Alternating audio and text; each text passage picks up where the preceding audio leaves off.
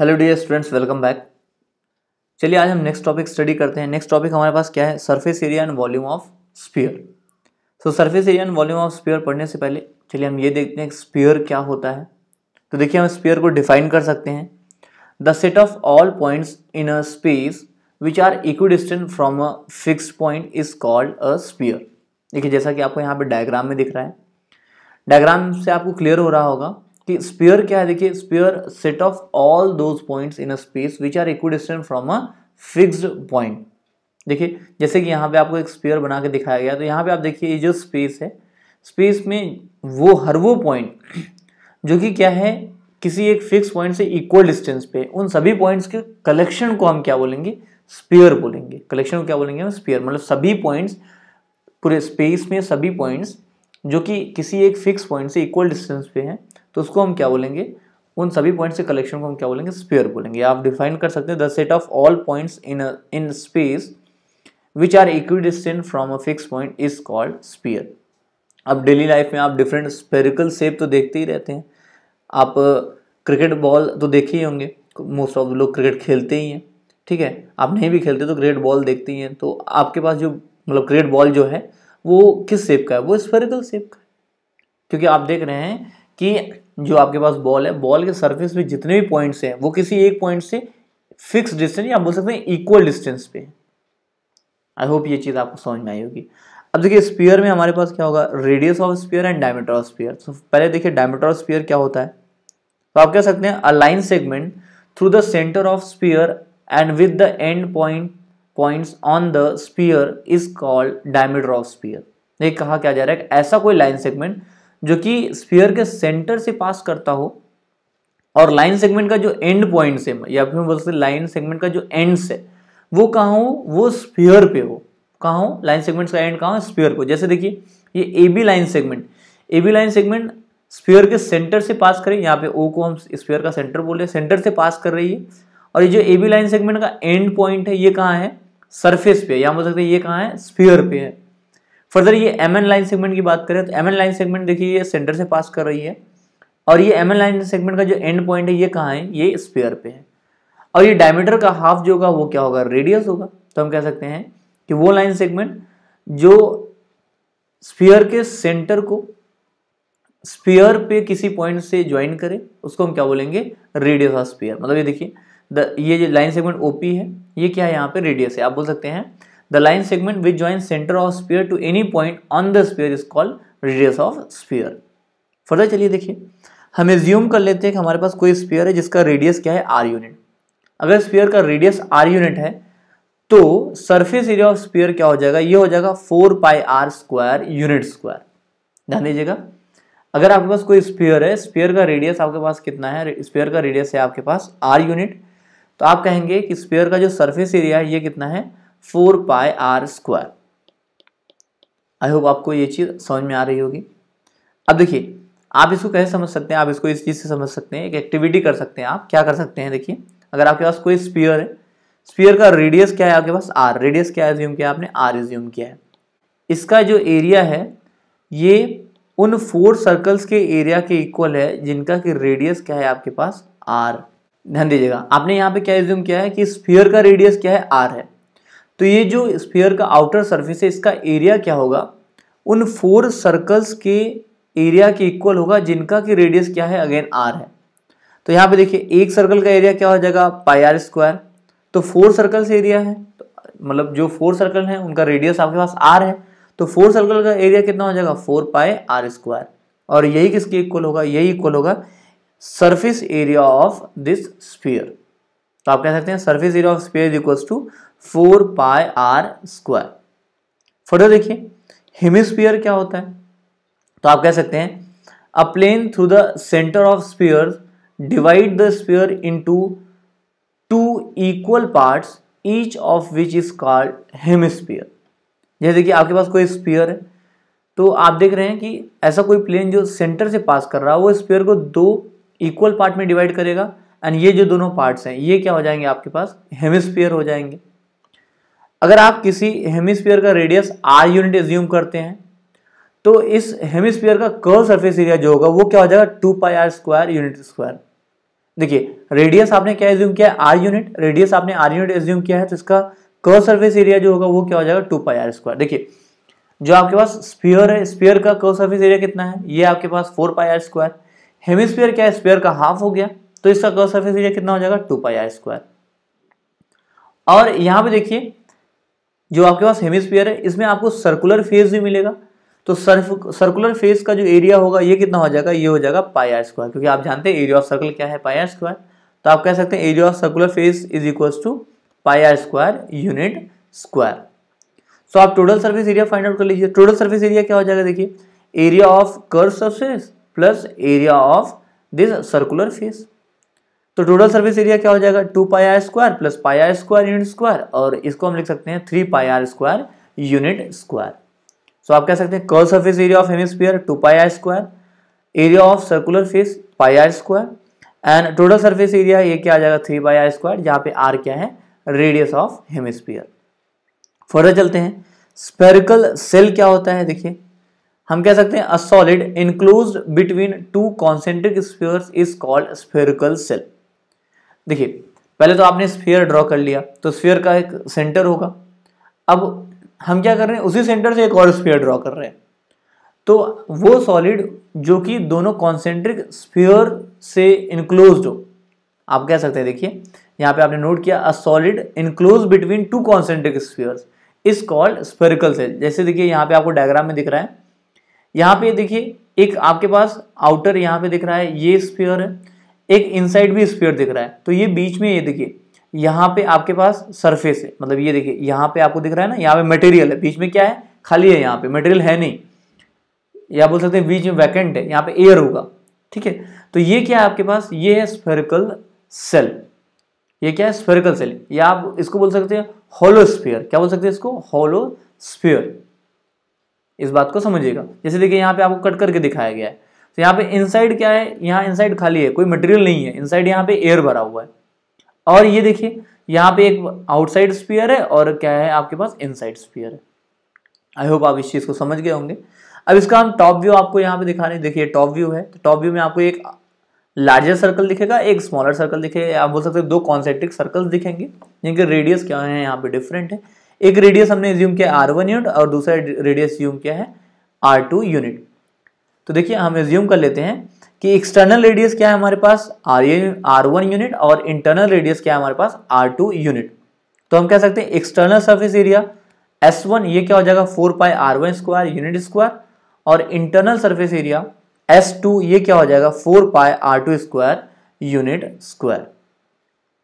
Further चलते हैं, next देखते हैं हम हेमिस्फेरिकल सेल। हेमिस्फेरिकल सेल क्या होता है, हेमिस्फीयर देखिए आपको समझ में आ ही गया है। हेमिस्फीयर क्या है आपके पास, कि अगर कोई स्फीयर है तो ऐसा कोई प्लेन जो स्फीयर के सेंटर से पास करेगा तो क्या करेगा, स्फीयर को 2 पार्ट में डिवाइड करेगा, और जो दोनों पार्ट होंगे वो क्या होंगे, हेमिस्फीयर होंगे। अब हेमिस्फेरिकल सेल क्या होता है, देखिए हम कह सकते हैं a solid enclosed between two concentric hemispheres is called hemispherical cell। जैसे देखिए यहाँ पे आपको एक हेमिस्फीयर दिख रहा है, ये देखिए आउटर यहाँ पे आपको एक हेमिस्फीयर दिख रहा है, ये इनसाइड भी आपको एक हेमिस्फीयर दिख रहा है, तो ये क्या है आपके पास हेमिस्फेरिकल सेल, या आप इसको हॉलो हेमिस्फीयर भी बोल सकते हैं। क्या बोल सकते हैं, हॉलो हेमिस्फीयर।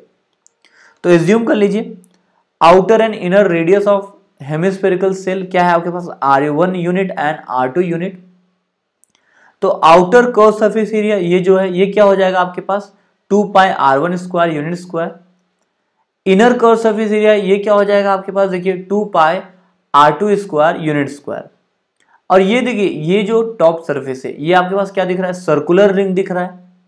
तो आप कह सकते हैं कि area of this circular ring ये क्या हो जाएगा पाई R1 square minus pi R2 square unit square.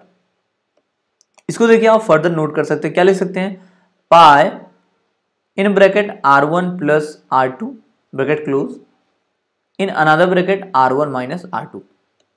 देखिए आप क्या कर रहे हैं, पाई को बाहर ले रहे हैं, पाई को बाहर ले लिया आपने तो क्या मिलेगा R1 square minus R2 square, या बोल सकते हैं पाई को कॉमन ले लिया आपने तो यहाँ पे क्या मिलेगा, इन ब्रैकेट आपको मिलेगा R1 square minus R2 square, and R1 square minus R2 square आप लिख सकते हैं इन one bracket R1 plus R2 into इन another bracket R1 minus R2। सो यहाँ से आपको मिल गया area of circular ring pi into in one bracket R1 plus R2 into in another bracket R1 minus R2 unit square. Further चलते हैं, total surface area देखिए क्या होगा, यहाँ पे हमने आउटर कर्व सरफेस एरिया को A1 लिखा हुआ है, इनर कर्व सरफेस एरिया को A2 लिखा हुआ है and area of circular ring को हमने A3 लिखा हुआ है। तो टोटल सरफेस एरिया ए ये क्या हो जाएगा A1 plus A2 plus A3। अब यहाँ पे वैल्यूज रख दीजिए, तो टोटल सरफेस एरिया ए ये क्या मिल जाएगा 2 पाई R1 स्क्वायर प्लस 2 पाई R2 स्क्वायर प्लस पाई R1 square minus pi R2 square unit square.